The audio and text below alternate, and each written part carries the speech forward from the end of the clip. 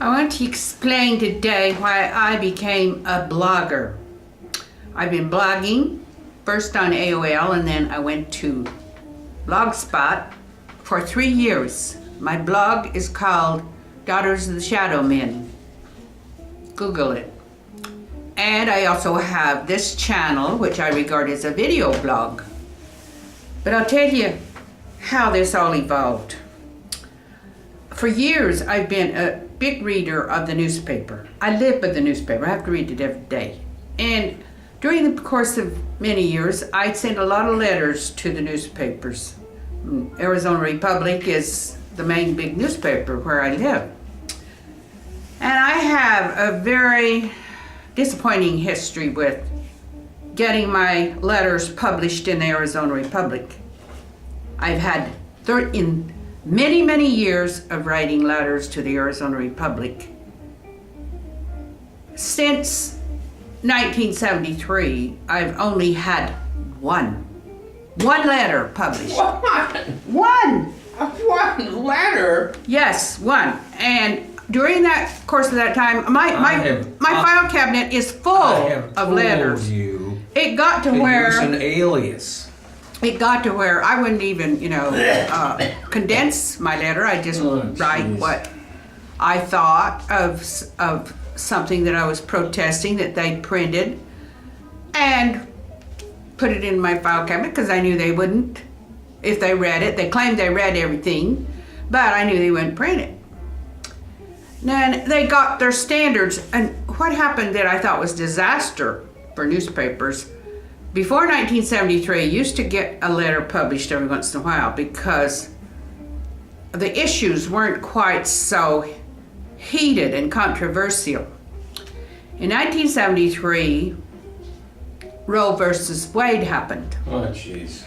And the newspapers almost, I would say, in this country, overnight almost, became pro-choice.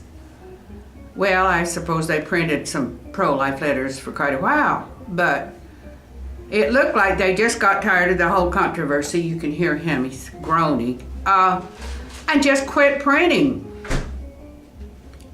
pro-life letters. I mean, they got plenty.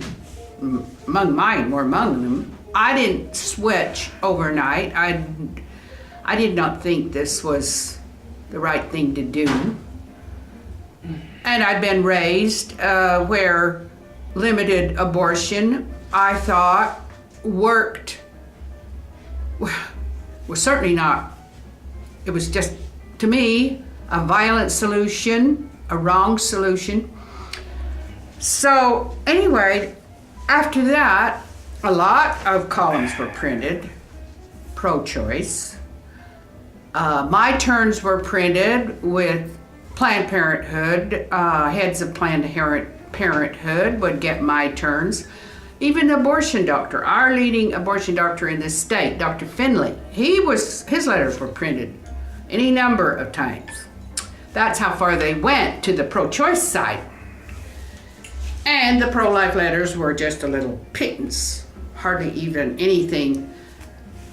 And so right then and there, it was like the newspapers lost their objectivity, lost what had always been a newspaper axiom to represent the opinions, the feelings of all the people, not just a few of the people. What? All the newspapers were now representing the Democratic Party. They were not representing conservative, Republican anymore. That's not right.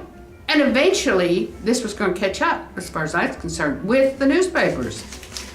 Because during that time, I developed as a writer, and I felt that I'm disabled, and a lot of other people I know who are disabled were very interested in politics, would spend all their time writing letters to the mayors, to this, to that, and I'd read some of them. They would be, after a lot of practice, they would be very good. They would be well put together, and they were always doing this. Well, say you're doing series on mental illness.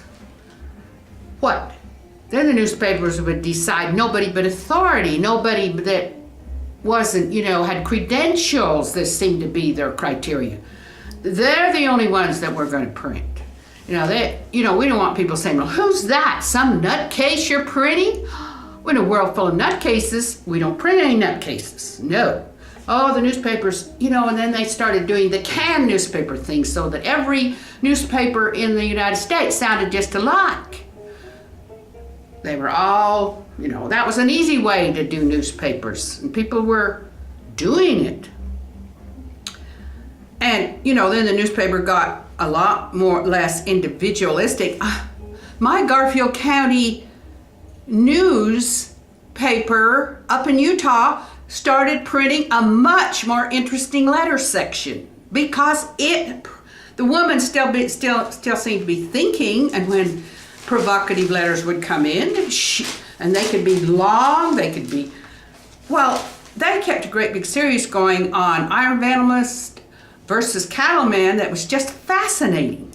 Now this woman, an old lady, kept that newspaper going in the old tradition of presenting all of the people's opinions, representing all the people in the county, and it was a great newspaper.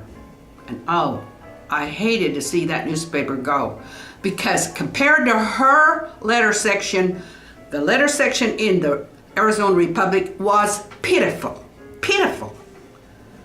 So, are you trying to tell me that newspapers improved? I don't think so. They deteriorated. And this might have a lot to do with why their demise is, they're worried. And they well should be. And this is why so many people took to blogging. I took to blogging because this is the only way that I could get my opinions out there. One letter in 35 years? That's not good enough.